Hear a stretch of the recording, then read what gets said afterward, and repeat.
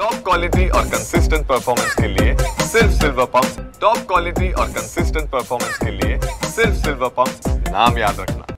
महाराष्ट्रात यावेळी मान्सून वेळेच्या आधीच दाखल झालेला आहे, मात्र विदर्भात पाहिजे त्या प्रमाणात दमदार मान्सूनचा पाऊस बरसलेला नाही। त्यामुळे शेतकऱ्यांनी पेरणी करण्यासाठी घाई करू नये असा सल्ला दिला जातो आहे।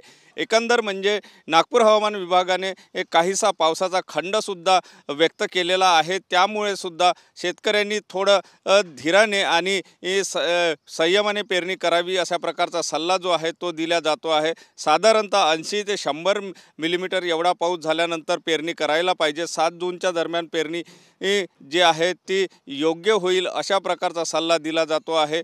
एकंदर म्हणजे नागपूर हवामान विभागाने वर्तवलेल्या अंदाजानुसार काही दिवस पावसाचा खंड जो आहे तो या ठिकाणी व्यक्त केला जातो आहे, त्याचा अंदाज आहे आणि त्यामुळे शेतकऱ्यांनी पेरणी करताना घाई करू नये अशा प्रकारचा सल्ला दिला जातो आहे। शेतकऱ्यांची शेती पेरणीच्या दृष्टिकोनातून तयार आहे, कारण मान्सूनचा पाऊस आणि त्याआधी अवकाळी पाऊससुद्धा मोठ्या प्रमाणात पडला। त्यामुळे शेती जरी पेरणीच्या दृष्टिकोनातून तयारी असली तरी मात्र मान्सूनचा चांगला पाऊस आल्याशिवाय पेरणी करू नये असा सल्ला दिला जातो आहे।